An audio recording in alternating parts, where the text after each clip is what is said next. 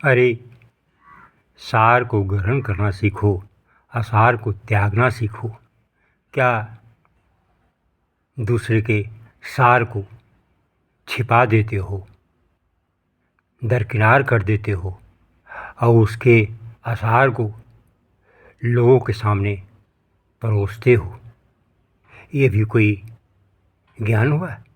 यह भी कोई संस्कार की बात हुई?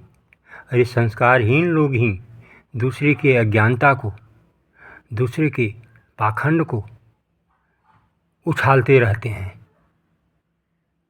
तो क्या तुम्हारे अंदर अज्ञानता नहीं है? यह भी तो एक अज्ञानता है कि दूसरे के पाखंड को तुम क्यों प्रचारित प्रसारित कर रहे हो? उसके सद्ज्ञान की चर्चा क्यों नहीं की? दुश्मन भी था कोई तेरा तो उसके सद्ज्ञान की चर्चा अपने मित्रों के पास, अपने हितैषियों के पास करते तो हितैषी में भी संस्कार पैदा होता और वो भी उससे सीख लेता। सीख लेकर अपने दुश्मन को प्रेम से परास्त कर देते। लेकिन यह गुण तूने सीखा नहीं, सीख लिया सिर्फ दूसरे के गुण को भी अवगुण बनाकर समाज में परोसने के लिए। किस समाज में परोस रहे हो? अपने ही तो समाज में परोस रहे हो। तो तुम्हारे समाज वाले क्या सीखेंगे? गुणों का तो प्रचार प्रसार होने नहीं दिया।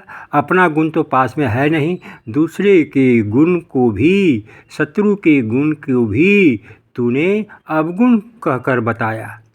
तो तेरा हितैषी, तेरा अपना, तेरा मित्र, तेरा घर, तेरा परिवार क्या सीखेगा? तेरे दुश्मन के ही अज्ञानता को तो वो भी ग्रहण करेगा और वैसा ही स्वभाव बनाएगा। तो तूने अपने लोगों को क्या उपदेश दिया? बुराइयों में डूब जाने का, संस्कारहीन हो जाने का, कमज़ोर रहने का ही तो उपदेश तूने दिया।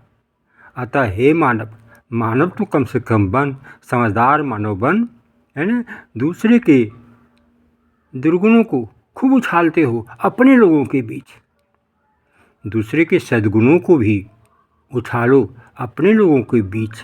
तो देखोगे तुम्हारे लोग सुंदर बन जाएंगे, संस्कारी बन जाएंगे, तेरे दुश्मन से भी संस्कार में आगे बढ़ जाएंगे और तेरा दुश्मन संस्कार में छोटा रह जाएगा।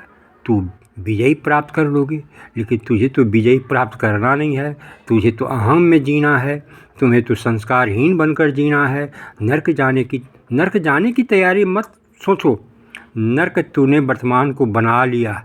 दूसरे की शिकायत कर, दूसरे की गलत चर्चा कर, गुण को भी अवगुण के रूप में तूने अपने समाज में बताया।